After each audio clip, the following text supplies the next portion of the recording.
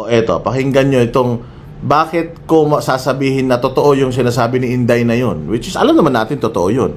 Pero ibig sabihin, etong si Zaldico at saka itong si Martin Romualdez, lahat talaga ng ahensya ng gobyerno. Sabi ko nga sa inyo, yung flood control project is just the tip of the iceberg. Lahat ng ahensya ng gobyerno, basta may procurement, lahat ng ahensya ng gobyerno, basta merong pagkakakitaan, papasukin ng mga putang inang dalawang satanas na yan. Si Romualdez tsaka si Zaldico. O ito, tingnan nyo. Nung ako'y sekretary pa, nakaramdam din ako na meron pa rin gustong makialam sa mga bagay na hindi dapat pinakikialaman. Na mahalaga sa bansa natin. Pero meron pa rin gustong makialam at talagang hindi ko na matiis yun. What do you mean? Sino yun? It's too vague. Zaldico, nakialam siya sa amin eh. Paano nakialam? Basta alam ko, meron siyang kontratang gustong pakialaman sa immigration. Eh hindi talaga ako pumayag. Hindi pumayag. I was willing to resign. Pag ako hindi na-uphold doon, talagang hindi na ako magtutuloy. Anong gusto niya mangyari? Basta ano yun, sa e-gates yun. Gusto niyang Tingnan mo, ombudsman ka. Personal experience mo. Alam mo kung ano yung istorya. Bakit hindi mo sabihin? Bakit hindi mo i-reveal? Kasi pinoprotektahan mo. Nagbanggit ka lang ng pangalan pero pinoprotektahan mo pa rin. For the sake of meron kang name drop na na ginagawa niyong fall guy ngayon, still pinagtatakpan mo pa rin yung mga totoong mga amo. And alam mo na if you talk further, lalabas yung pangalan ni Martin Romualdez, lalabas yung pangalan ni Bongbong eh. Kasi tingnan mo yung sinabi niya dito Sinabi ko sa kanila na kapag ginawa nila yan, ayoko na, aalis na ako. Sinong sinabihan mo ng ganun? Ang sinabihan niya ng ganun, si Bongbong Marcos. Si Bongbong Marcos ang naglagay kay Boying sa Department of Justice. So syempre, papasok si Zaldico. Kukuha ng magtatry magnakaw. Ayaw ni Boying. Kanino siya magsusumbong? Sa amo niya. Kay Pangulong Marcos. Sinabi niya kay Pangulong Marcos, hindi ako papayag dyan. Kapag ginawa niyo yan, aalis na ako. Kanino ka magsasabi na aalis ka? Kay Zaldico? Hindi. Magsasabi ka na aalis ka dun sa taong naglagay sa'yo. Tinakot mo yung taong naglagay sa'yo na aalis ka kasi kasapakat siya. Diba? Kasapakat siya nito ni Zaldico sa pangangatkong ng pera sa mga ahensya ng gobyerno. Kasi ginawa din ni Inday Sara yan eh.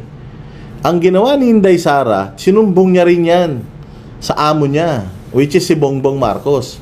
Anong ginawa ni Bongbong? Putang ina yan. Pinai-impeach si Inday. Tinanggal siya sa Department of Education. Bakit ito hindi tinanggal sa Department of Justice? Hindi ba? So ibig sabihin, si Inday Sara, kaya siya tinanggal sa Department of Education or kaya siya umalis sa Department of Education kasi nga nakita niya involved si Bongbong. Ganito rin dito. The reason why ito si Boying Rimulya nagsabi kay Bongbong Marcos na aalis ako. Hindi. Ina-assume ko lang na si Bongbong Marcos yung sinabihan niya pero common sense dictates. Sino ba ang amo ng Department of Justice? Ang presidente. Tingnan niyo yung sinabi niya. Balikan natin. Hold on, talagang hindi na ako Zaldico, nakialam siya sa amin eh. Paano nakialam? Basta alam ko, meron siyang kontratang gustong pakialaman sa immigration. Eh hindi talaga ako pumayag. Hindi talaga ako pumayag. I was willing to resign. Pag ako hindi na-uphold doon, talagang hindi na ako magtutuloy. Anong gusto niya mangyari? Di ba? I was willing to resign. Kung ako hindi na-uphold doon, ibig sabihin, nagkaroon sila ng argumento na kung hindi mo ako pakikinggan at ibibigay pa rin natin sa kanya yung proyekto na yan, tangin na, I'm done. Sinong sinabihan niya nun? Siyempre yung amo niya. Anong ginawa ng amo niya? Sige, wag na yan. Nandiyan pa si Boying eh. Ibig sabihin, hindi na ibigay kay Zaldico yun. Hanap na lang tayo ng iba. Yung hindi papalag. Di ba? So nilaglag dito ni Boying Rimulya yung amo niya. Kasapakat talaga yung amo niya nito ni Zaldico tsaka ni Romualdez. Hindi maglalakas ng loob si Zaldico na gawin niyang mga bagay na yan kung walang utos ng taas. Kasi noong nalaman niya, noong kinukuha yung mga proyekto na yon sa kanya, Sinabihan niya naalis ako, magre-resign na ako kung itutuloy niyo yan. Oh, so, personal knowledge ni Boying Rimulya na si Zaldico kumukuha ng mga kontrata sa hindi naman niya dapat pakialaman ng mga kontrata. Pero bakit hanggang ngayon hindi niya pa dinidemanda, iniimbestigahan man lang, eto si Zaldico. Kayo na ang bahalang identify. Basta ano yun, sa e-gates yun. Gusto niyang dekwatin yung kontrata na dapat para sa taong bayan. Ano yan, komplikado yan, Lucci, but that kind of impunity has to stop. Kaya nga, talagang sabi ko, gusto ko na lang mag-ombudsman, ayoko na nito. Kasi hanggang dito, napapasok na ako eh. Secretary of Justice na ako, napapasok pa ako. Paano ba Secretary of Justice ka, pinapasok ka. So ibig sabihin, tangin na may personal knowledge ka, na corrupt ito mga to, putang ina noon pa. Bakit hindi ka bakit hindi ka nagsampa ng demanda sa kanila? Or bakit hindi mo ine-expose to noon? Bakit ngayon lang? At ngayon na ombudsman ka na, may kapangyarihan ka na to prosecute these people, bakit hindi mo ginagawa? Because hindi yan ang instruction sa'yo. Kaya ka ginawang ombudsman para sa mga Duterte. Para trabahuin yung mga Duterte. Yun ang malaking problema. Kasi ma-expose ka because ang hirap maghanap ng dumi sa isang tao na malinis. Eto, ikaw na mismo ang naglalaglag sa inyong mga sarili na yung grupo na yan pumapasok sa lahat. Kung DOJ nga, pinasok eh. So, ibig sabihin, lahat ng mga ahensya ng gobyerno, pinasok ng mga hudas na ito. Imagine niyo, sabi ko nga sa inyo, the flood control alone, trilyon-trilyon na yung perang nawala sa atin. What more yung mga other projects na pinasok nila, na binaypass nila, na binraso nila, na kinuha nila. Imagine niyo gaano karaming pera ang sinusunog ngayon nito ni Zaldico. Pera nyo gaano karaming pera nyo ang sinusunog niyan sa abroad. Ang tagal-tagal na. Ngayon nyo palang paplanuhin na imbestigahan. Putay na itago na ni Zaldico lahat ng kayamanan niya, na i-transfer na niyan lahat ng mga properties niyan. Wala na yan. Willing na yan hindi umuwi ng Pilipinas. Why? Putang ina. Kahit nasa buong Europe siya, sa buong buhay niya at gumastos siya ng sobra-sobra doon, hindi kayang ubusin yung pera na ninakaw niya dito. Sobrang dami nun. So mamumuhay na to si Pandak ng parang hari sa ibang bansa, habang yung mga kababayan niya rito, putang ina, isang kahig, isang tuka pa rin. Lahat kayo mga kasapakat dyan. Yung iba, Napapasok. What do you mean? I'm sorry for the terminology. Walang takot eh. Hindi na takot. Baliwala. Basta they do it because they can do it. Yun ang pakiramdam nila. As in, pinapakialaman nila yung na dapat hands-off sila dyan. Yes. Siyempre, pet project natin yan. Mukha ng Pilipinas yan. E-gates yan. Immigration counters natin yan. Mukha ng Pilipinas yan. Ano gusto niya mangyari dapat doon? Gusto niya kanya yung kontrata nung basta pinakikialaman nila in a sense that it was supplier driven ang ginagawa nila. Pinipilit nilang ilagay in terms of reference na sila lang ang papasa sa bidding. Hindi pwede yun eh. Sa bidding ng equipment? E-gates. Yung nilalagyan natin ng passport para yun. Why did they want that? Pera. It's just money? Yes. It's not so they can have more... Alam ni Boying lahat yun.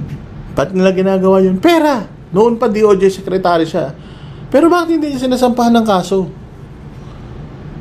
Bakit hindi siya nag-case build-up? Bakit ngayon lang siya nagsasalta? Ombudsman na siya ngayon. O bakit hanggang ngayon hindi pa rin kinakasuhan si Zaldico? O dito, sinabi niya na yung ginagawa nilang scam eh. O bakit ang iniimbestigahan mga Duterte? Tangin na kasi Boying, yan ang problema sa'yo eh. Ang tanda mo na eh. Nagka-cancer ka na kamo. Quadruple. 5 beses ka na heart bypass. Putang ina, 5 beses kang na heart bypass. Nagka-leukemia ka pa. Putang ina, hindi ka magtino. Sa isang igla, pwede ka na mawala sa mundo. Tapos putang ina, hindi ka pa gumawa ng kabutihan. Puro kahayupan pa yung ginagawa mo. Wala ka nang tinapay ka naman, Boying Rimulya. Ayusin mo yung buhay mo. Mamamatay ka na. Konting panahon na lang itatagal mo sa mundo. Puta, mano ba naman na unahin mo naman yung bayan mo, hindi yung pansarili yung interest. Diyos ko, anytime yung mga procedure na ginawa sa'yo, anytime pwedeng mag-snap yan at pwede kang mawala anytime sa tindi pala ng health problems mo. So dapat ang ginagawa mo habang may pinahiram sa yung si Satanas na si Satanas, walang Diyos to eh. Yung pinahiram sa ni Satanas na buhay, dapat ginagamit mo na sa kabutihan, sa bagay. Putang ina, kung si Satanas nga naman nang nagpahiram sa iyo ng buhay, talaga naman puro demonyohan ang gagawin mo habang buhay ka, hindi ba? Baka yun ang kontrata nila ng Satanas. Bigyan mo pa ako ng mas mahabang buhay para putang ina lahat ng mga gawaing makademonyo sa mundo gagawin ko habang buhay ako. Baka yun yung deal nila. Kaya hanggang ngayon hindi pa kinukuha ni Satanas to. Meron silang kliyente siguro pero siguro silang kickback. Hindi ko na tinatanong yun. Basta nakita ko, gusto nilang pakialaman yun. Really? Okay, so you couldn't do anything as Secretary of Justice? Basta nagsawa na ako. Sabi ko, hindi na pwede. Ang ina bobo, di ba? Wala kang nagawa at wala kang magagawa bilang isang Secretary of Justice. Alam mong sagot niya, basta nagsawa na ako. Ayoko na sa DOJ. Dito na ako sa Ombudsman. Pukin ang inang accountability yan.